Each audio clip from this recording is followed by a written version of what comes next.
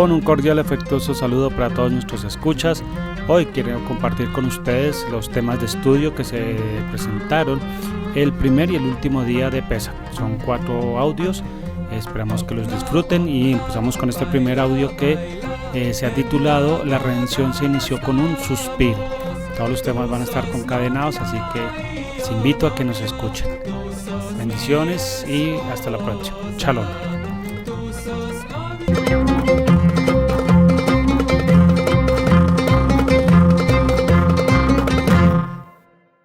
Los hijos de Israel cuando estaban allí en la servidumbre bajo la mano de los egipcios, los mitritas, y su salida. ¿Cómo es que lograron esa libertad?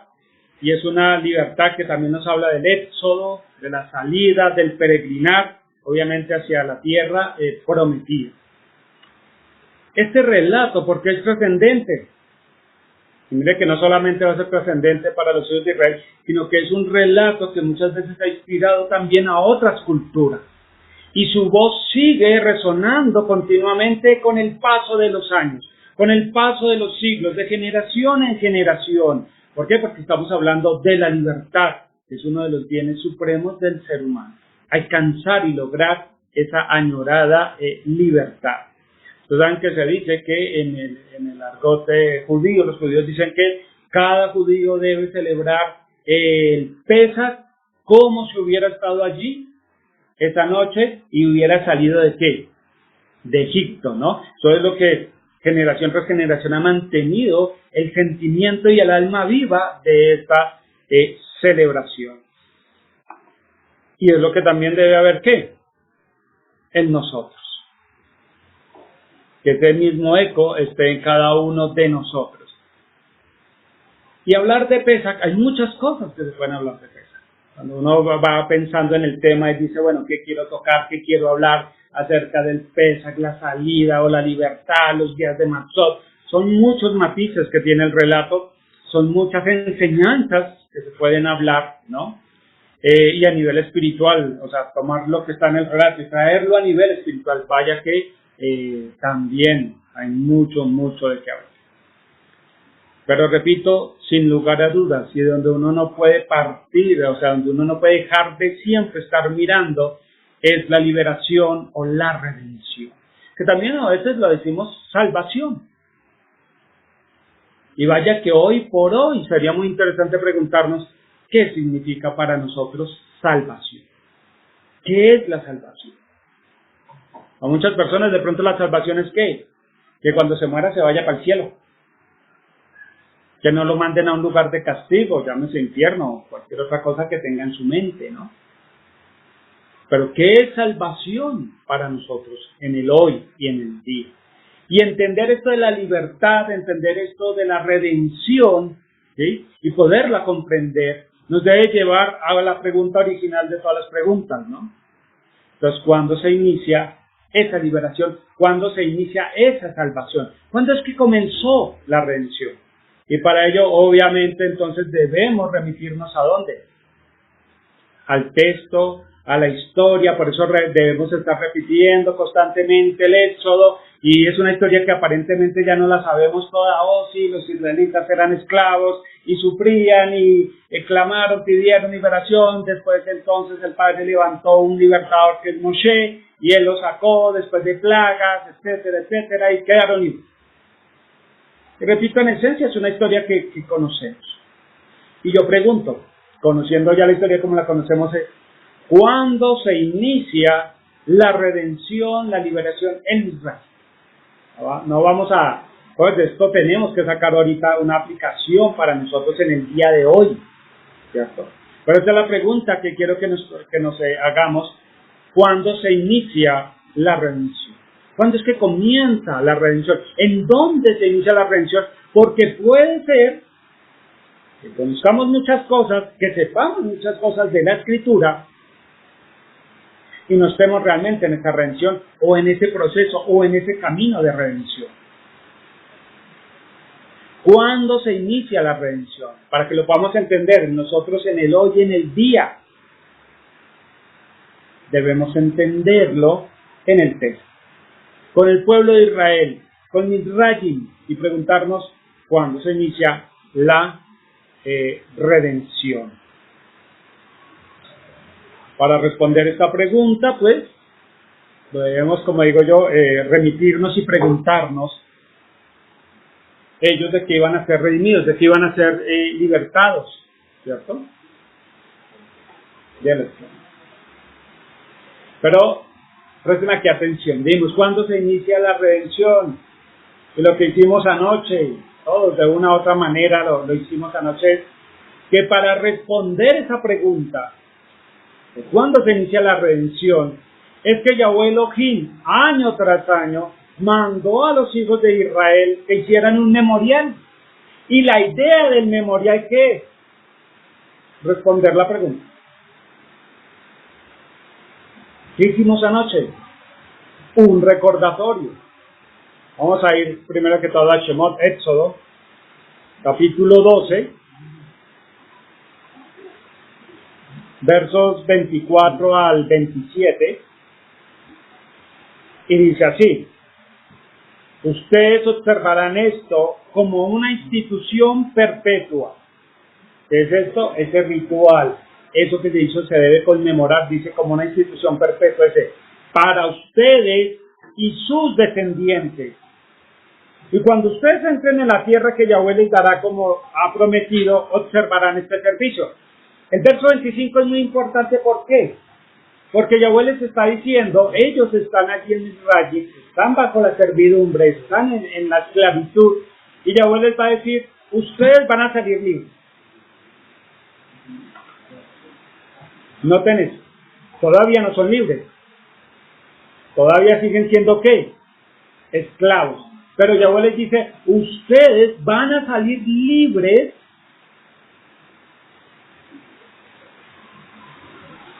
y se van a acordar de este día de su libertad cuando estén en ¿dónde? ¿Cuándo es que ellos se iban a acordar? ¿Cuándo es que deberían hacer el memorial? Cuando estuvieran en la tierra prometida. ¿Vamos acá? O sea, mire que ya en Creta podemos decir, no hemos respondido cuándo se inició la libertad, pero sí podemos decir cuándo finaliza la libertad. ¿Cuándo finalizó la libertad de Israel?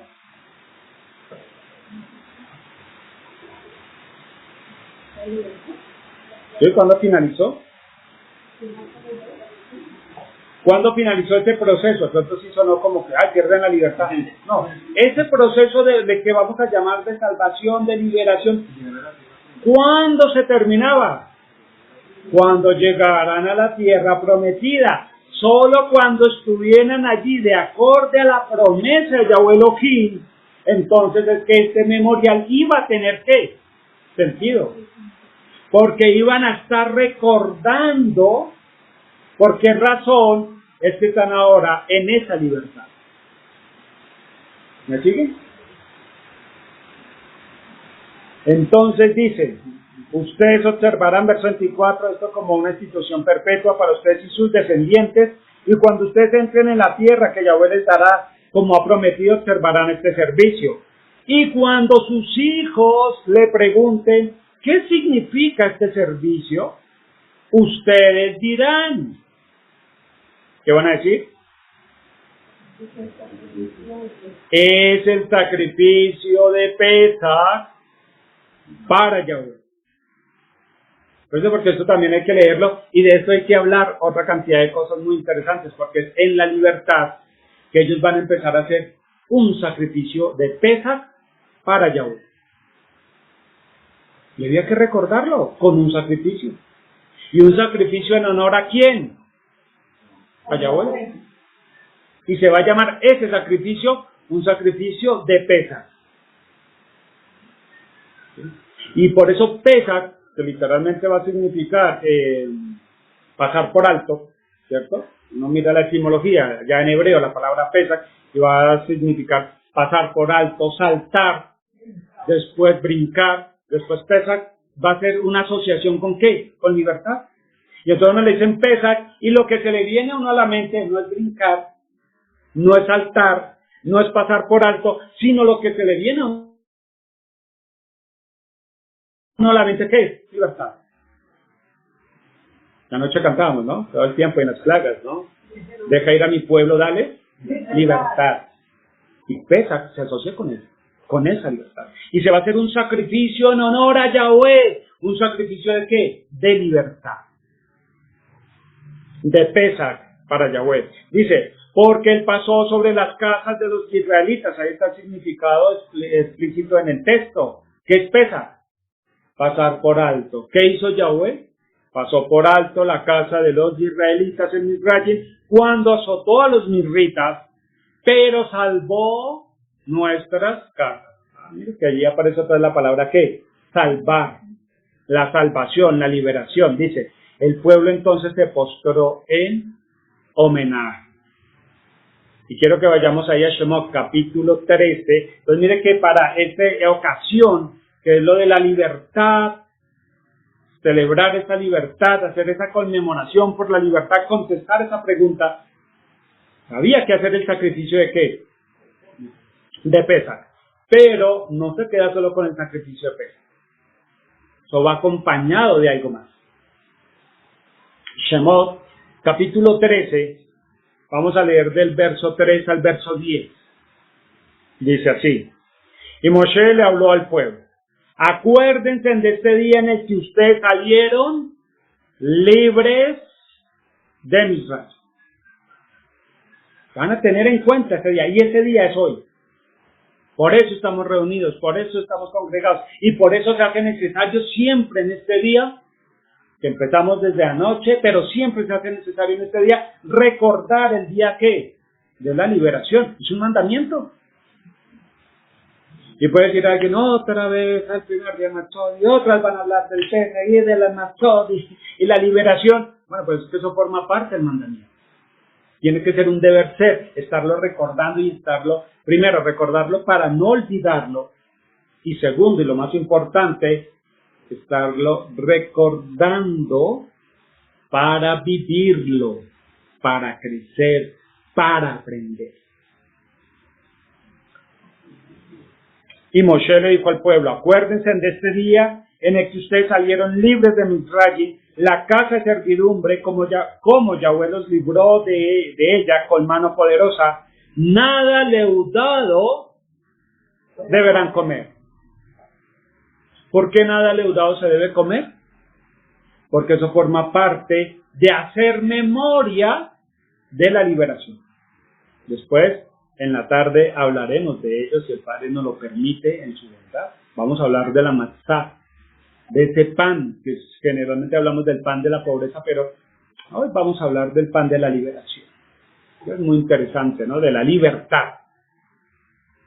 Dice, nada leudado deberán comer. Y ese nada leudado va a empezar, o se va a iniciar precisamente con lo que era que el sacrificio de Pesach. Dice, nada leudado puede comerse ¿con qué? Con el sacrificio de Pesach. Y a partir de ahí se va a extender eso. ¿Cuánto? Dice verso 4. Ustedes salen libres en este día en el mes de Abib. ¿Cuándo salen libres? En el mes de Abib. Así que cuando Yahweh los haya introducido en la tierra de los kenanitas, los hititas, los emoritas, los hivitas y los jebusitas, la que les juró a sus padres que les daría a ustedes, una tierra que fluye en leche y miel, ustedes observarán en este mes el siguiente servicio. Por 7 días comerán ácimo y en el 7º día habrá una festividad para Yahweh. Durante los 7 días se comerá ácimos, nada leudado se encontrará contigo, ni ninguna levadura se hallará en todo tu territorio. Y le explicarás a tu hijo en este día, esto es por motivo de lo que hizo Yahweh por mí cuando salí libre de Misraim. Presten atención que en el capítulo 12 dice, cuando estén allá en la tierra y sus hijos le pregunten, ¿qué es esto que hacen? ¿Qué es este rito que hacen? ¿Qué era la respuesta? Este es el sacrificio de Pesach para Yahweh. ¿Por qué razón? Porque voy a recordar lo que Yahweh hizo por mí, cómo nos sacó a la libertad. Y ahora está diciendo acá, y 7 días comerán pan ácimo, y nada leudado debe estar en medio de ustedes. ¿Por qué razón? por lo que Yahweh hizo por mí el día que me sacó de Misraim a la libertad. Por eso es que el sacrificio de Pesach y los días de Matzot están estrechamente ¿qué? Ligados. Tan ligados es que con el tiempo, dentro del mismo judaísmo, el pueblo hebreo se llamaba los días de Matzot, ya no días de Matzot, sino que el Pesach. De largo continuo, ¿no? Lo que era el sacrificio terminó siendo ¿qué? Los 7 días. Y vemos la razón escritural, ¿no? ¿Por qué razón? Porque las dos cosas van unidas y tienen el mismo propósito, ¿qué? Recordar lo que Yahweh hizo por cada uno de nosotros el día que nos liberó de Misraim. Eso es lo que nos está diciendo, ¿qué? Nuestro texto. Sigamos leyendo. Y vamos en el 8, ¿no? Y le explicarás a tu hijo en ese día. Esto es por motivo de lo que hizo Yahweh por mí cuando salí libre de Misraim. Y esto te servirá como señal en la mano y como recordatorio en la frente, para que la Torá de Yahweh esté en tu boca, de que con mano poderosa Yahweh te libertó de Misraim. Observarás este estatuto en su tiempo establecido, de año en año. Entonces, lo que estamos viendo aquí, que por un lado va a estar el sacrificio de Pesach, por el otro lado vamos a tener los días de Matzot, los días de los panes sin levadura, y los dos van unidos porque tienen el mismo propósito. Y cuando usted hace las dos cosas, me llamaba la atención de la reflexión de nuestro hermano Pablo César, porque él dijo, esencia más, palabra menos, es que en ese conflicto que tenemos, en esa lucha que tenemos en nuestro propio interior, entre la carne y el espíritu, la única forma de salir bien es que, teniendo la palabra de Yahweh, teniendo la Torah en nosotros. Y nos tocaba el caso del maestro, ¿no? Cada vez que fue probado, cada vez que fue tentado, ¿qué dijo? Escrito está. ¿Qué nos dice el texto? Que cuando hagamos esto del sacrificio de Pesach, que hagamos los días de Matzot, entonces estarán atados a nuestra mente y estarán atados a nuestra mano para que siempre la Torah esté con nosotros. ¿Cuántas veces hemos visto que hacer entonces el memorial o los días de Matzot nos debe llevar a qué? A que la Torah esté realmente ligada a nosotros. Y esa es una primera reflexión. Cada cual como lo hizo y de la manera que lo pudo haber hecho en su casa anoche o congregacional, como haya sido, eso es lo de menos. Lo importante es que haya hecho el memorial, ¿sí? Lo que usted hizo anoche, ¿le permitió cumplir con este precepto? Que la Torah de Yahweh está realmente en su mano, en su mente, que eso es ¿qué? En su forma de pensar, en su forma de actuar. Lo que hizo usted anoche, ¿tuvo ese sentido y esa connotación? ¿Es que parece más ¿cómo es? Debería ser una plática antes de Pesach. Ahorita me están haciendo caras de que, ¿y eso por qué no lo dijo antes? Pero es que Pesach tiene que ser continuo, porque estamos en los 7 días. Hoy también forma parte del Pesach, ¿no lo dijimos? Porque se unen en propósito. ¿Vamos acá? Y debemos estar, ¿qué? Juntos. Y que la Torah esté con nosotros. Cuando digo juntos no solo es como hermanos, no. ¿Juntos con quién? Con nuestro Elohim. ¿Y cómo es que estamos juntos con Él? Cuando la Torah esté con nosotros. O sea que estos días, la cena de anoche, más todos estos días que vamos a estar comiendo pan sin levadura, ¿cuál es el propósito y la finalidad? Oh sí, tengo que recordar lo que Yahweh hizo por mi libertad. ¿Pero solo se queda en eso? No. No se queda en eso. Tiene que estar, ¿qué? La Torah de Yahweh en nuestra boca, en nuestro accionar, en nuestra mente. La boca debe ir conectada ¿con qué? Con la mente. Y repito, mire que no hemos contestado la pregunta. ¿Cuándo se inicia la libertad? Ya supimos cuándo se terminó este proceso. O sea, el proceso se inició en un momento dado y ya sabemos cuándo se terminó. Cuando ellos entraran a la tierra prometida, como Yahweh les había jurado y les había dicho que iba a hacer, ¿no? Ya sabemos que cuando estuvieran gozando de esa libertad, iban a hacer un recordatorio año tras año. ¿Pero para qué era ese recordatorio? Para que en ellos no era simplemente recordar allí los eventos del Éxodo, las plagas, la liberación, el cruce, el Mar Rojo, etcétera, etcétera, ¿no? Sino que al hacer ese recordatorio, al hacer esa narrativa, la Torá de Yahweh estuviera en ellos, porque eran ahora hombres libres, que estaban en la tierra de la heredad. Ese es el sentido de todo lo que estamos hablando. Y no hemos respondido la pregunta. Ahora sí, ¿por qué la pregunta es tan importante? ¿Cuándo se inicia la redención en Misrayi? De entender esa pregunta, repito, vamos a comprender todo eso que estamos hablando.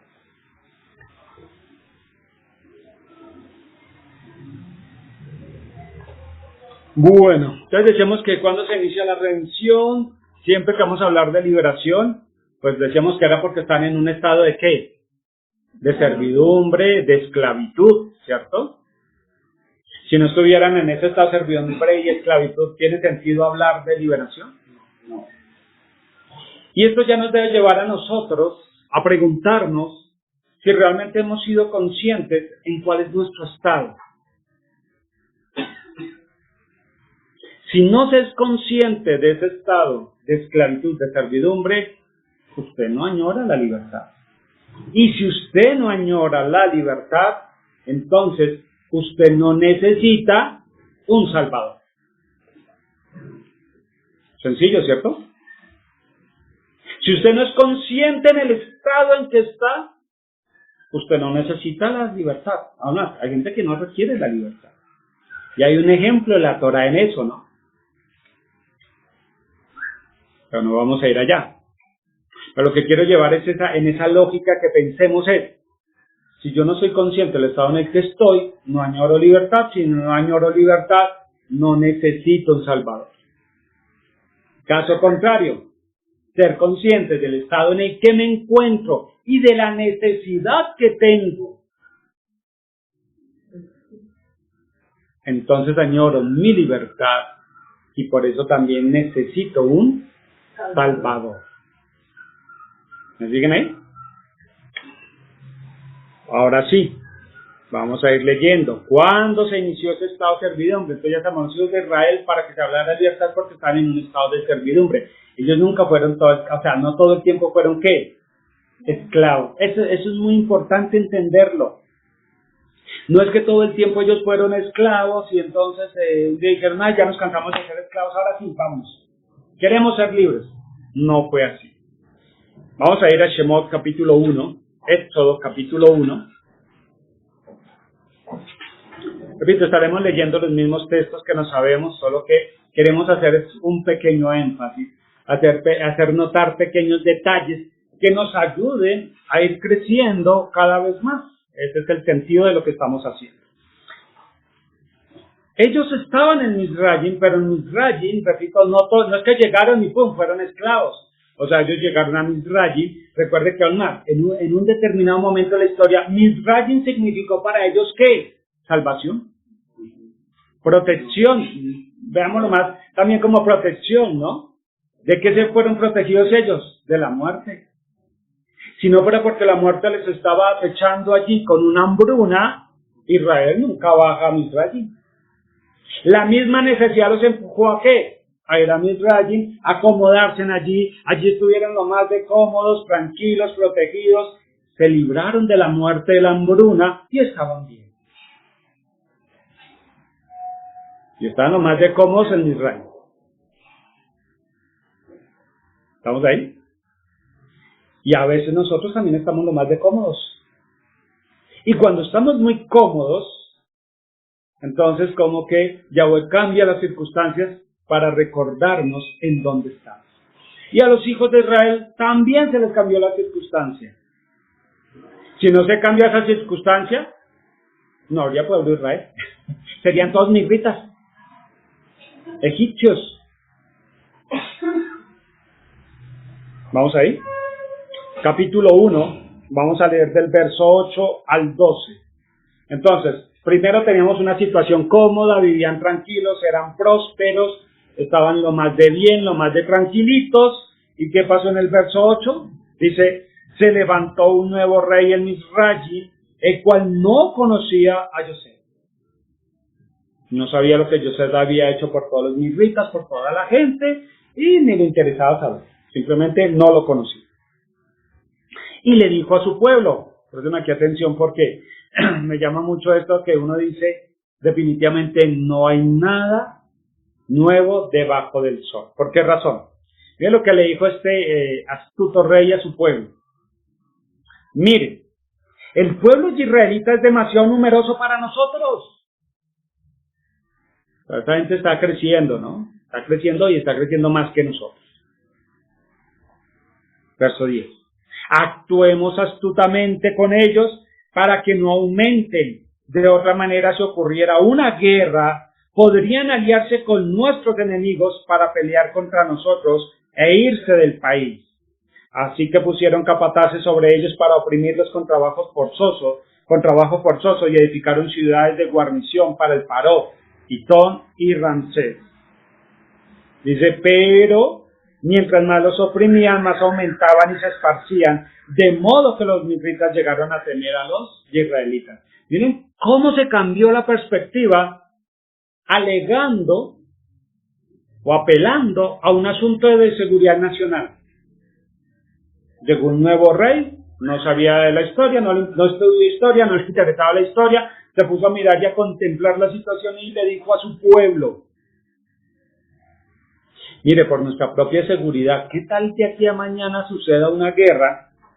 Vienen estos y se unen a nuestros adversarios y nos derrocan. ¿Pero por qué iban a hacer eso? Si Israel llevaba todo el tiempo que llevaba, vivían conviviendo lo más de pacífico, lo más de felices, lo más de tranquilos. ¿Cuál era la situación para que Israel se cambiara de bando? Porque este era un rey nuevo. No estaba asegurada necesariamente ¿qué? Las lealtades. Y él asume, repito, un asunto de seguridad nacional. La gente se nos puede volver un peligro, ¿sí? Y con eso que se nos puede volver un peligro porque es que están teniendo muchos niños y se está creciendo la población, etcétera, etcétera, se nos volvió un peligro y un miedo que no existía empezó a existir. ¿En quién? En los misritas. Y cada vez que entonces nacía un niño hebreo, ellos ya se empezaron a asustar más y más. Eso y lo que pasa a nivel mundial no es ninguna diferencia. Por razones de seguridad nacional, a veces se implementan algunas medidas generando el miedo en la población para que la misma población avale esas medidas que son absurdas. Y entonces un pueblo que era libre, un pueblo allí, una familia que casi se puede decir estaba viviendo a la par con los misritas, terminó sujeto, condicionado a la servidumbre. Y hay que ser muy cuidadosos y aprender la historia. Y cuando leemos esto es lo que debemos estar leyendo, entendiéndolo también y atemperándolo a los tiempos que estamos viviendo nosotros. Cuando es más lejos, ¿no? El caso de pandemia. Una seguridad nacional, que nadie se nos muera, supuestamente todos encerrados en casa. Y vaya que aplicaron en distintos países leyes y políticas, ¿cómo es? Hablar de la pandemia, otra cantidad de cosas que ni se esperaban. Ese es el proceder del ser humano. Lo que quiero decir aquí que es el mismo proceder del ser humano en cualquier ámbito y podemos cambiar los lugares, las situaciones y la situación sigue siendo ¿qué? La misma. ¿Vamos acá? Y repito, lo más importante que es, lo más terrible aquí que es, que el pueblo misrita que vivía lo más de tranquilo con los hebreos al lado, ya los empezaron a ver con desconfianza, los empezaron a ver con miedo y a ver que entonces ellos iban a ser ¿qué? Su enemigo. ¿Quién les metió esta idea? El rey astuto.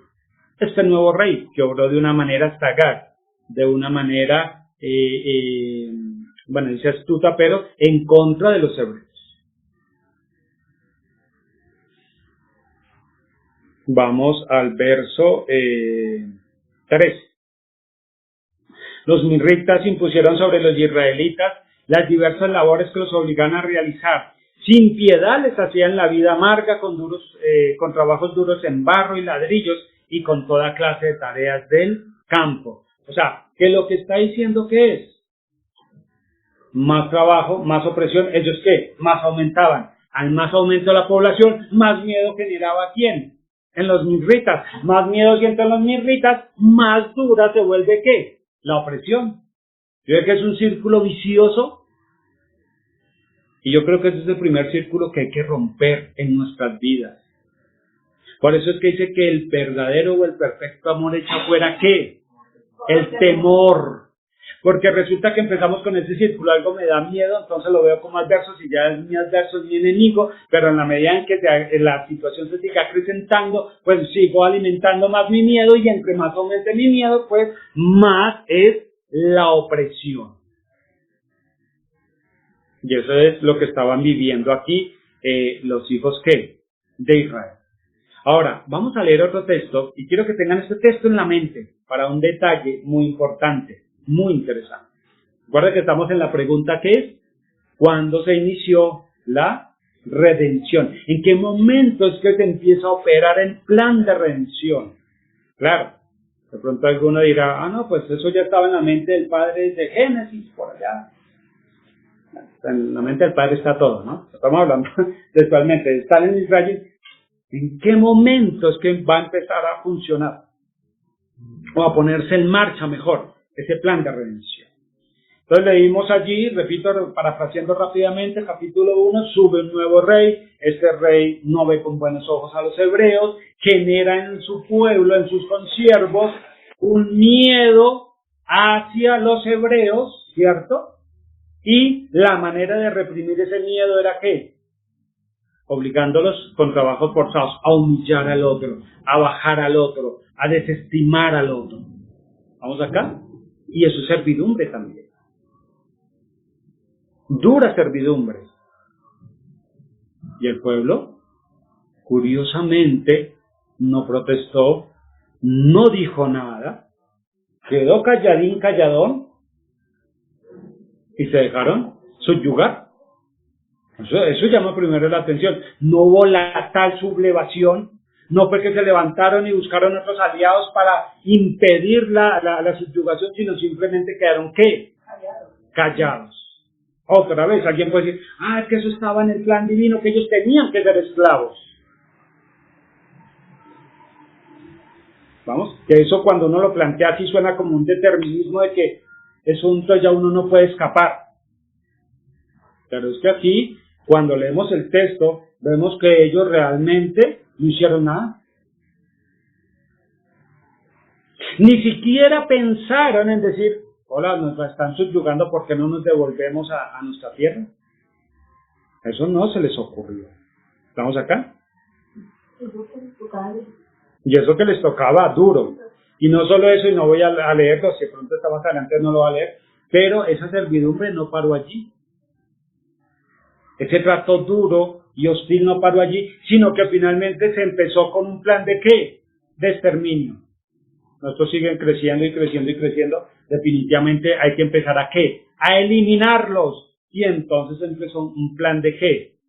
De exterminio. De acabarlos. ¿Sí? Y mire que esto que estamos diciendo, que pasó con el rey de Israel, es exactamente lo mismo, calcadito al pie de la letra, que pasó con Hitler y la Segunda Guerra Mundial. Porque el pueblo alemán reaccionó así contra judíos alemanes. Es que no eran judíos extraños, no, eran alemanes también. Solo que con su religión, su creencia y sus ancestros que judíos. Porque a veces piensa uno que era que la gente que estaba en Alemania, los judíos de Alemania no eran alemanes. Nacieron en Alemania, llevaban generaciones en Alemania. Y en Polonia y en Suecia y todo. ¿Y por qué ocurrió esto? Eso es lo que le pasó a los hijos de Israel. Pues eran hijos de Israel, pero ya muchos ya habían nacido ¿en dónde? En Mizraim. Y actuaron perversamente en contra de ellos.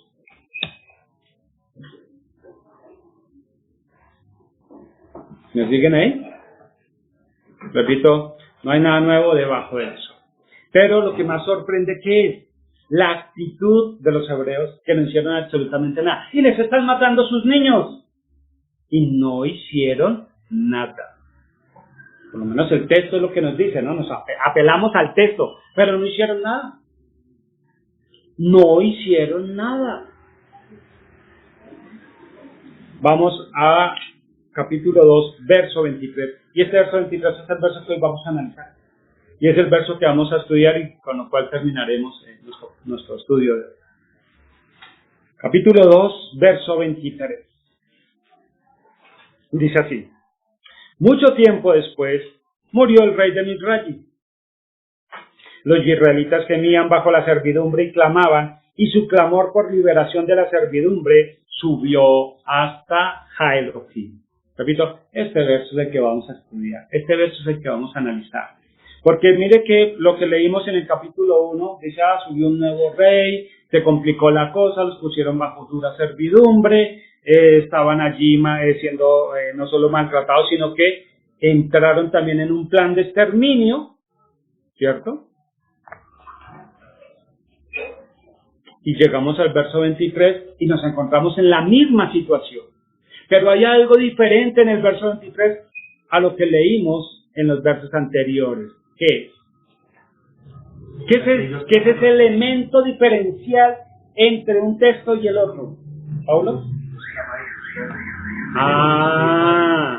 Allí ya hay un elemento. ¿Sí? Y ese elemento es muy importante entenderlo. ¿Y sabe por qué? Porque como, claro, yo leo la Biblia, paso del 1 al 2, pues me toma par minutos, ¿no? Cuando dice el texto, y pasó mucho tiempo después, ¿cierto? ¿Sabe de cuánto lapso de tiempo estamos hablando? 80 años entre el verso del capítulo 1, el verso 8, el 1:8 con que empezamos, ¿cierto? Y el 2:23, estamos hablando de un lapso aproximado de 80 años.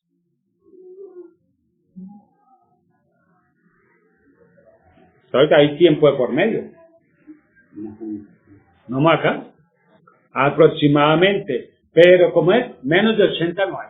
Digo aproximadamente es porque puede haber un tiempo que por encima de los 80.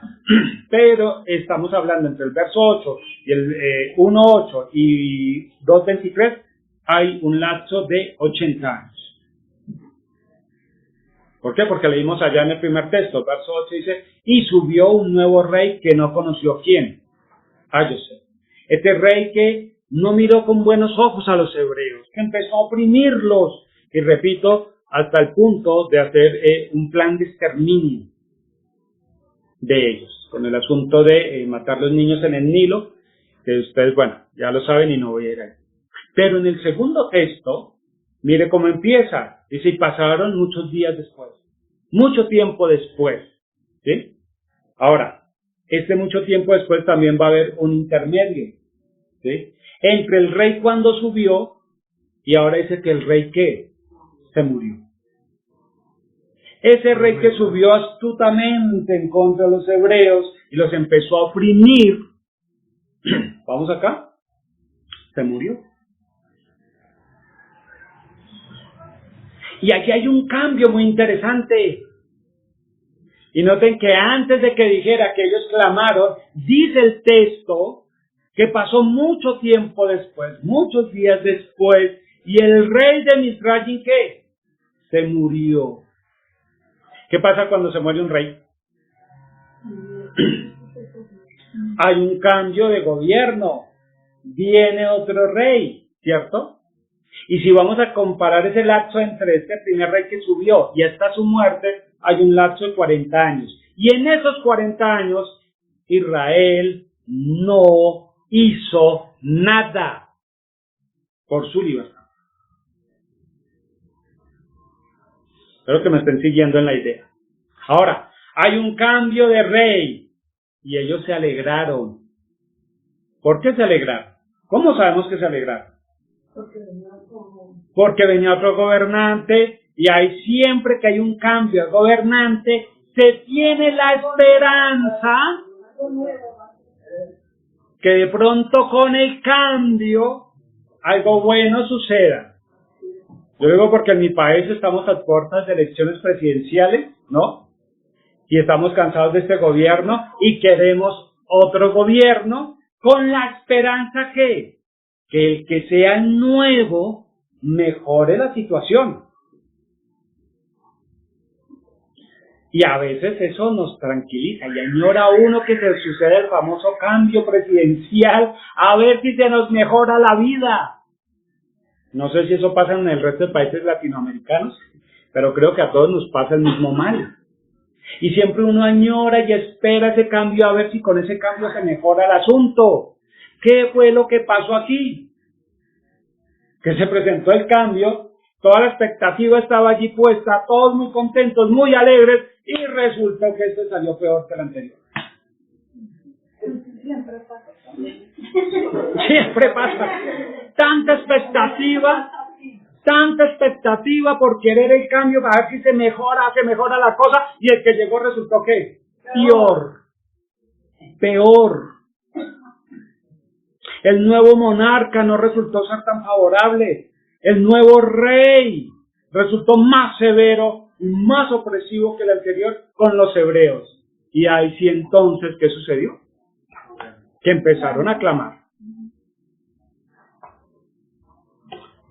Y ahí sí se sintieron que, mire que es muy interesante este texto, ¿por qué? Porque uno dice que si les están matando a los niños, que fue lo que hizo el rey anterior. Ahora, no quiere decir que en todos los 40 años el rey estuvo en esa política de matar niños hebreos, ¿no? O sea, lo hizo como una política de exterminio hasta determinado momento. Les mataron los niños y uno no ve en la escritura ese clamor, no ve ese llanto, ese llorar. Eso no quiere decir que, no es que me maten el hijo y yo no hice nada, ¿no? Pero colectivamente ellos no hicieron nada. Por eso es que entre el intermedio, el interludio, entre el 1.8 y el 2.23, se nos va a contar de alguien que en lo individual y en lo particular sí hizo algo. Una familia sí hizo algo. Y de allí surgió ¿quién? Moshe. ¿Estamos? Que nos saltamos todo ese interludio por obvias razones. Que queremos comparar una situación con la otra. Y hay un cambio de rey, repito, y hay toda esta expectativa, y no pasó nada. Y entonces este verso 2.23 se nos convierte en lo que llamamos un verso clave de lectura para poder aprender muchas cositas. ¿Sí? Entre la muerte de este rey sí se pasaron muchos días, son precisamente esos 40 años que Moshe estuvo en la tierra de Midian, allí con su suegro Yitro, con su esposa Zipporá, y allí hizo su vida, su familia, dice, lejos del sufrimiento de sus hermanos. Hasta que este rey murió. Y miren lo interesante, para el pueblo de Israel que estaba en Israel, el cambio de rey no sirvió ni favoreció ¿qué? De nada, ¿no? Para ellos que estaban allí. Y sufrieron el rigor aún más, ¿de qué? De la servidumbre. Pero para la libertad, para la liberación, sí, esa muerte de ese rey, sí produjo un cambio favorable. ¿Por qué? Porque el antiguo rey buscaba a Moshe para matarlo. Ahí hay un cambio favorable. Lo que pasa es que a la vista del pueblo y en lo que ellos estaban viviendo, no lo veían. No se sabía. Y no se sabía que su libertador ya había nacido, que su libertador ya era un hombre hecho y derecho, con familia y con todo lo demás, y que simplemente estaba oculto a los ojos de ellos. Y como ellos habían puesto su esperanza en que el cambio del rey les iba a mejorar la situación, ¿cierto? Pues el libertador, lejos, oculto. ¿Qué nos enseña esto? Que mientras no tengamos realmente nuestra mirada puesta en nuestra libertad, el libertador seguirá estando oculto de nosotros. Y lo malo de eso es que nos toca seguir llevando la dura servidumbre. Toca seguir aguantando la dura servidumbre. Bueno. Ahora, ¿qué tiene el verso 23 de especial? ¿Por qué lo he llamado? Para mí, ¿no? Obviamente, para otra persona no lo será. Pero para nuestro estudio, ¿por qué lo he tomado como la pieza clave? El verso clave de estudio. Bueno, porque el verso en sí mismo y en hebreo utiliza tres expresiones diferentes para narrar una idea, para transmitir una sola idea. Y ustedes saben que el 2 y el 3 en las escrituras significa que una cosa se repita 2 veces, es que está firme. Que se repita 3 veces una cosa, es que no solo es firme, sino que está haciendo ¿qué? Un énfasis. Y debe llamarnos ¿qué? La atención. Vamos aquí. Y eso nos debe llamar la atención. ¿Cuáles son esos 3? De pronto muchas veces como las palabras, aunque las palabras en hebreo son diferentes, pues apuntan al mismo sentir, pues uno en la traducción al español no las puede ver, no las puede palpar, ¿no? Leemos aquí, por ejemplo, los israelitas gemían, clamaban, y su clamor. ¿Sí ven las 3 palabras? Decía que gemían por un lado, por el otro dice que clamaban, y por el otro su clamor. Y esas 3 palabras, repito, están asociadas. La primera que aparece como gemir es la palabra anak, que es suspirar, gemir, lamentar. Es un sonido que expresa dolor, es un sonido que expresa pena. Y por eso va a decir allí, lo leemos por ejemplo en la BIN, va a decir, y los israelitas gemían. Y hay otra versión que también lo traduce como, y suspiraron. Y de allí que el título de esta de una vez se los adelanto, el título y la idea principal de este estudio es: la libertad se inició con un suspiro. La libertad se inició con un suspiro. ¿Por qué? Porque los hijos, dice, y suspiraron los hijos de Israel. Gimieron los hijos de Israel. Es lo mismo, estamos hablando de lo mismo, ¿no? Pero vamos a ponerlo poético, un poquitín poético, y vamos a decir suspirar, ¿no? Pero no es ese suspirar ¿no?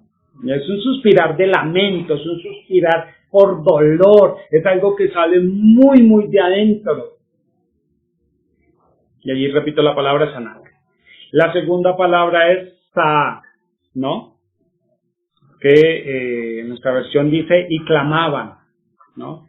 Y saak es algo así como lanzar un alarido. Mire que es un gemir, también es un gemir, ¿no? Si ven que en anak entre las opciones está gemir, y si yo miro saak, también es gemir.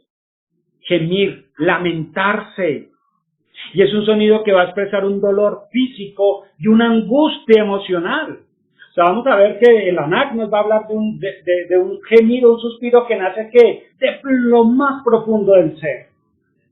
El segundo clamor, que dice que clamaron, o que es ¿cómo es? Saak, ¿no? También nos va a hablar de expresar un dolor. El otro expresa un dolor. Este también va a expresar un dolor, pero ya es un dolor que va a hablar desde lo físico y también de la angustia emocional. Muchas veces nos podemos sentir libres y que somos libres. Y yo les pregunto si ustedes no sienten a veces todavía hoy ese suspirar profundo, ese suspirar que duele, que a veces no sienten también ese dolor físico. Yo tengo hermanos hoy que no pudieron reunirse con nosotros precisamente por un dolor ¿qué? Físico. ¿Quién de los presentes no tiene un dolor físico? No, pero eso con un mejoral se calma, con un analgésico se calma. ¿Sí ve que mientras tengamos el analgésico, el libertador va a estar oculto? Ahora, nadie me malinterprete. Por favor, sus micrófonos. Nadie me malinterprete, entonces, no tengo un dolor y entonces no me tomo algo para aliviar el dolor, ¿no? Sino que una cosa debe ir ligada con la otra. Y este segundo que clamaron tiene que ver con ese sonido que expresa dolor físico, que va a expresar angustia emocional. Es como enviar y lanzar ese pedido de ayuda. Ustedes han visto la persona que está como al borde del peligro y manda y lanza el famoso SOS. Ese auxilio, ese socorro. Eso es lo que significa y clamaron. es enviar y lanzar ese pedido de ayuda, un clamor en agonía. Y entonces los hijos de Israel no solo suspiraron, sino que también clamaron. Y el último, la última palabra que se utiliza allí es Sheba, que es grito, que es clamor, que es gemido. Si es que en nuestro español todas apuntan a lo mismo, o sea, es el mismo concepto, pero repito, que en el idioma hebreo esté utilizando 3 palabras distintas, eso le debe llamar a usted ¿qué? Poderosamente la atención. Y Sheba tiene que ver con un sonido que expresa ese deseo profundo de libertad. Es un pedido de libertad. Entonces mire que va a empezar con un suspiro que van a hacer desde el interior del ser. Con un grito, lanzar un pedido de auxilio desesperado, pero ese grito de auxilio usted emplea desde lo físico hasta lo emocional. Imagínense una persona que no sepa nadar, que se esté ahogando y que diga, auxilio, auxilio. ¿Sí? Pero cuando uno está en esa situación y no sabe nadar, usted empieza a mover sus cuerpos, sus manos, a utilizar cualquier tipo de expresión en el cual llame la atención para que sea ¿qué? Rescatado, auxiliado, ¿no? Y finalmente, ese mismo grito y ese mismo pedido desde el fondo del ser, que pide y añora su libertad.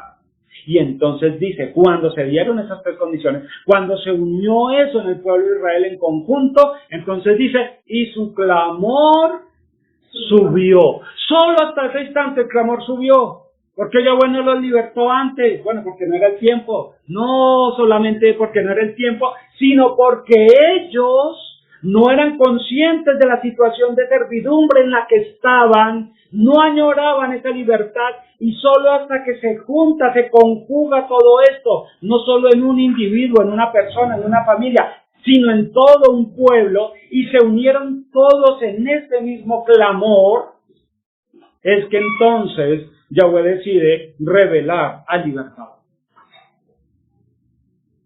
Mire, y te lo digo con todo respeto y humildad, no basta que yo, Carlos Rodríguez, ruegue todos los días al Padre que venga pronto su reino. Hoy, por una iniciativa de Morey Joseph, hoy nos acompañan muchos hermanos. Hace rato no veía mi sala tan llena. Les agradezco mucho por acompañarnos en un día laboral, que estén con nosotros. Pero es un sentido en que él decía, debemos unirnos todos. Estamos en ministerios diferentes, pero todos somos hermanos. No tenemos por qué estar separados o divididos. Unámonos todos en un mismo clamor. Entonces se necesita que yo esté todos los días orando porque venga su reino, pero necesito que ustedes se junten conmigo en esa oración y que yo me pueda juntar a ustedes en ese mismo clamor porque venga su reino. Y no simplemente en una oración decir que venga tu reino. Tiene que ser algo que nazca desde lo profundo de nuestro ser, como un suspiro. Que nos salga, que con ese suspiro casi que se nos va la vida, clamando y añorando que venga su reino. Que estemos viendo con todo nuestro ser, que cuando levantamos nuestras manos al cielo en oración, realmente es como si quisiéramos bajar el cielo para traer al Mashiach a nuestra realidad, en nuestro presente. Y entonces nuestro clamor subirá al cielo y seguramente Yahweh revelará al Mashiach nuevamente, a nuestro libertador. Por eso nos necesitamos. Esto no se trata de un individuo, o de una familia, o de un grupo. Se trata de todo un pueblo. Por eso aquí va a decir, y los hijos de Israel. ¿Qué hicieron los hijos de Israel? Suspiraron. ¿Y qué hicieron los hijos de Israel? Clamaron. ¿Y qué hicieron los hijos de Israel? Que su grito se escuchó, que se unió de tal forma que ese grito retumbó, en los cielos. Mire, fue tan fuerte el grito de Israel como pueblo, como nación, que retumbó en los cielos, que aún se dice, ¿no? Esto forma parte del liderazgo, ¿no? Que dice, y suspiraron. No solo suspiraron los hijos de Israel, sino que suspiraron en el cielo también por ellos. suspiraron en los cielos por ellos. Y entonces su clamor subió. ¿No se entiende por qué les digo que en la Torá nada es gratuito? Y eso está utilizando estas tres palabras distintas para expresar esa sola idea, de ese énfasis de clamor, de pedir la redención, de suspirar por la redención. Es lo que se llama el primer paso o el inicio de la redención.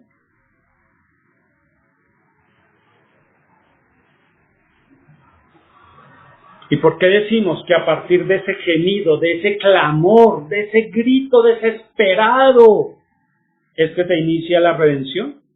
No, ya nos quedó claro que fue con un grito, ¿no? Con ese grito en particular, con ese deseo en particular. Ya lo tenemos claro. La pregunta es, ¿y por qué? ¿Por qué a partir de ese clamor? Porque a partir de ese grito es que se da precisamente la redención.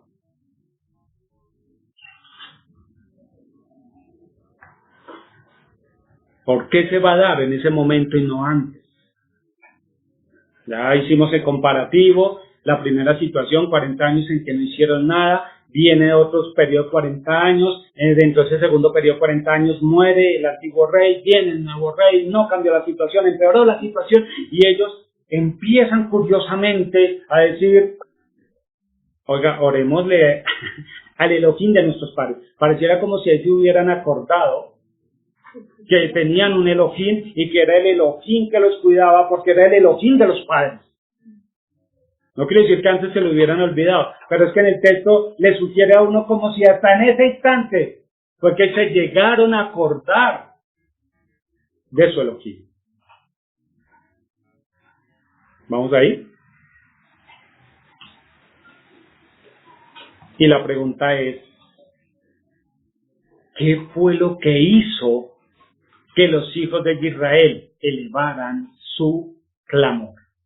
Quiero que notemos esto y si ven que ahora sí tiene toda la connotación, pero solo poderlo entender hoy nos toca leer ¿qué? La Torá y entender lo que pasó en la Torá para poderlo entender nosotros hoy.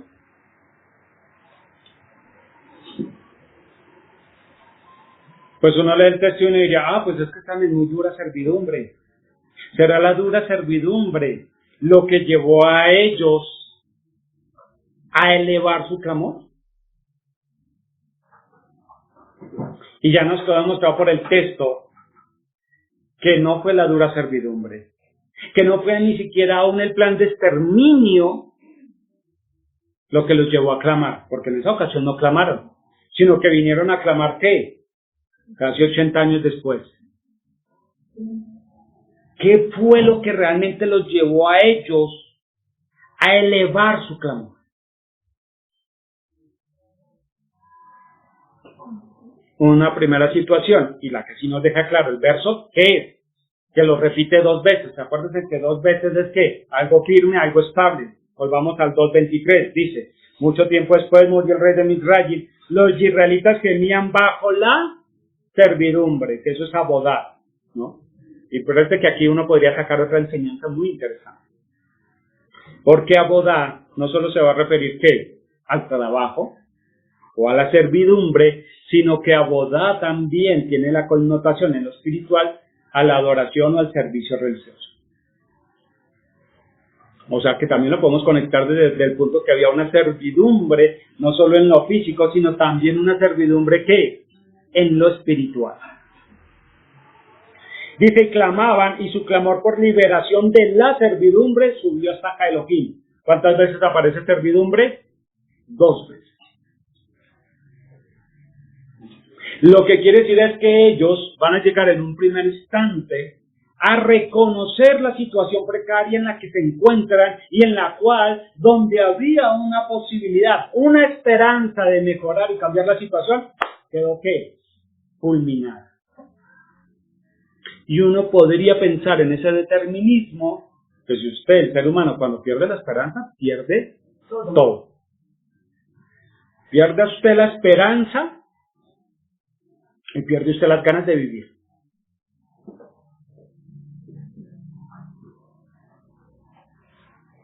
Y repito, ellos están en esa situación precaria, sus esperanzas se apagaron, se acabaron, están sufriendo el dolor, están sufriendo una carencia, y una carencia que lo podríamos llamar con la palabra hebrea shalom, donde no hay paz, no hay bienestar, no hay tranquilidad. Y entonces empiezan a suspirar por esa ayuda, por esa liberación, ¿cierto?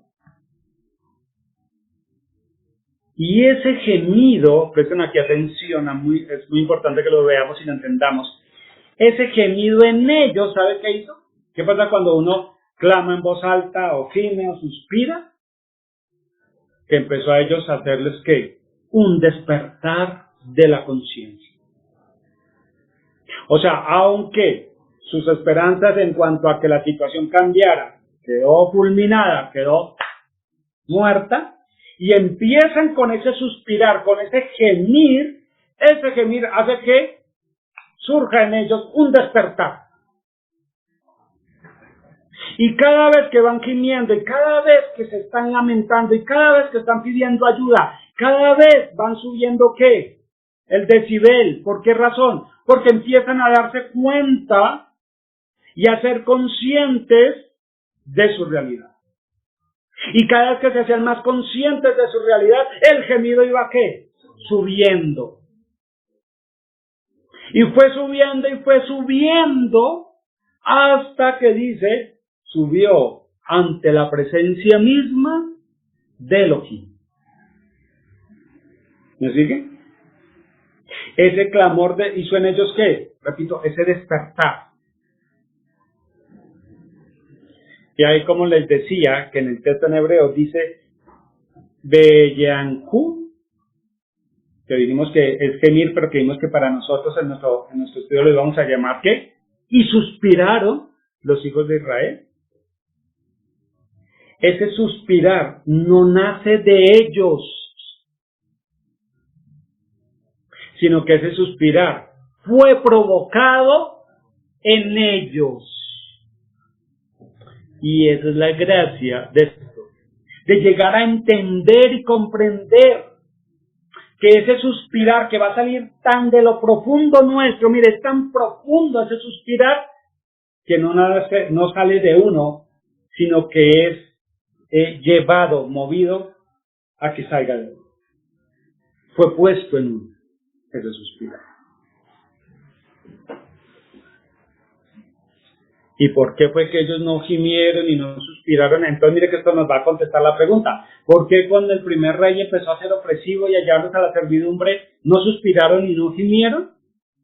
Porque todavía no era el tiempo de la redención, o dicho de otra forma, porque todavía no se había puesto en ellos ese impulsor que los motivara a suspirar. Pero llegado el tiempo de la redención, y conforme a la voluntad de Yahweh Elohim, de redimirlos de acuerdo a su palabra, ¿cierto? Y eso está en Bereshit, y ustedes pueden leerlo allá, no voy a ir allá por amor al tiempo. Bereshit capítulo 15, versos 13 y 14, ¿se acuerda que está allí la alianza con Abraham? Y entonces le dice, tu descendencia estará extranjera y después van a sufrir 15. Génesis 15, 13, 14. Y dice, van a estar allí como extranjeros, y dice, pero yo juzgaré y los sacaré. O sea, ya había la promesa de ¿qué? De la redención. Ya estaban firmes esa promesa de la redención. Y cuando llegó el tiempo, entonces Yahweh Elohim mismo despertó dentro de ellos ese suspiro y empezaron a suspirar. O sea, no fue de ellos que nació, ¿sí? Pero sí fue de ellos el hacer que ese suspiro creciera y creciera y creciera hasta que se elevara y llegara ante la mismísima presencia de Elohim. Y cuando llegó ante la presencia de Elohim, entonces llegó la redención. Mire que en el Salmo 66, 20 dice, bendito sea Elohim, que no echó de sí mi oración, ni quitó de mí su bondad. Y es un salmo muy bonito porque se aplica a este verso que estamos hablando. Yahweh no echó de sí que la oración, ese grito, ese suspiro, ese elevar, ¿no? Y por lo tanto, como no desechó esa oración, ese grito, ese suspirar, tampoco quitó ni apartó ¿qué? Su bondad. Y entonces Elohim recibió ese suspiro, esa oración de su pueblo, ese mismo suspiro que él activó, por decirlo de alguna manera, y a la vez ese suspiro llevó a que Yahweh entonces se mostrara en bondad para la liberación. Y repito, ¿cuándo se inició la redención? Cuando Yahweh puso en su pueblo ese suspirar. Y el pueblo entonces empezó a suspirar, a gemir, a clamar, a pedir, a rogar, a suplicar por su liberación. Para terminar, ¿cuál es entonces el mensaje de Pesaj para nosotros hoy? Hablando de la redención. Ya la he ido, ¿cómo es? Entre líneas la he ido diciendo, ¿no? Pero vamos a entender que el proceso de salvación, de liberación de cada uno de nosotros, voy a hablar en lo particular y obviamente después espero que lo podamos trascender a lo colectivo, ya sea familiar, congregacional y como un solo colectivo, que somos un solo pueblo disperso. Mire, las festividades deben ser un tiempo en el cual sí nos alegramos, pero nos debe despertar un suspiro, decir, pero no estamos completos. No estamos todos, no pudimos estar todos, y que sea realmente un anhelo el poder estar juntos. Entonces, el proceso de salvación se inicia cuando la persona despierta ante la realidad que se enfrenta y es consciente del estado de servidumbre y de esclavitud en el cual se encuentra. Hay que tener ese despertar. Ese despertar, repito, nos debe llevar a lo profundo, a un profundo suspirar, anhelando y deseando esa libertad. Te repito, no se puede salvar o liberar a aquel que no quiere ser liberado. Si usted no desea ser liberado, si usted no desea ser salvo, pues no se le puede salvar, porque no es su deseo, no es su anhelo. Segundo, que ese despertar se produce por ese anhelo, por ese suspirar anhelante que nace dentro del ser. Y lo más importante de todo esto, ¿qué es? Que el mismísimo Yahweh Elohim es el que pone en nosotros ese suspirar. Es el que genera en nosotros, es el que mueve en nosotros, que hagamos nosotros la tarea, ¿no? No es que Él suspire por nosotros, no. Él pone en nosotros ese suspirar, para que nosotros empecemos, ¿qué? A suspirar y a elevar ese suspiro hasta que llegue ante la presencia misma de Elohim. Mire, es tan bonito esto, porque ahora nosotros, si el pueblo de Israel tenía esta certeza y esta seguridad, nosotros con mayor razón, cuando en lo individual y en lo personal elevemos ese suspiro allá ante el trono de gracia, hay alguien que va a suspirar delante de nuestro Rey por nosotros. ¿Por qué? Porque formamos parte de su cuerpo, parte de sus huesos y somos carne de su carne. Por eso es que cuando partimos el pan y comemos del pan y bebemos de la copa, estamos diciendo, somos de Él. Y si nosotros suspiramos profundamente, ¿será que la cabeza no suspira? ¿Será que la cabeza no va a gemir y no va a estar delante del trono de gracia, suspirando delante del Padre por nosotros, como pueblo? ¿Sí? Y bueno, tenía otras citas y se las voy a dejar de tarea para que ustedes la lean o para que ustedes lo investiguen y lo miren. ¿Y saben cómo se llama ese accionar de ese suspirar en nosotros, en las Escrituras? ¿Cómo? llamamiento. Ustedes se han leído por ahí en Pablo, está en Segunda de Tesalonicenses, en Segunda de Timoteo, en Efesios. Eran las citas que quería leer con ustedes hoy, pero no lo voy a hacer por amor al tiempo y creo que ya el mensaje quedó más que claro, ¿no? Pero ella siempre va a hablar de un llamamiento santo, del llamamiento de Elohim. ¿Y quiénes son finalmente los llamados? Aquellos a los cuales, por bondad y misericordia, Yahweh puso que empezáramos a ¿qué? A suspirar. ¿Y quiénes son esos llamados?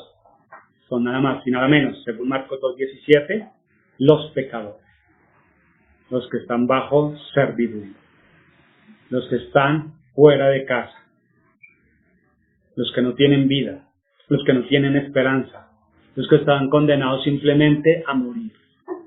Esos son los que Yahweh despierta, y en ese despertar es ese llamamiento para que empecemos a suspirar. Mis hermanos, aunque tenemos la promesa de nuestra liberación, y que esa promesa ya es una garantía y una realidad en el Mesías Yahoshua, déjenme decirles que nuestro libertador sigue oculto.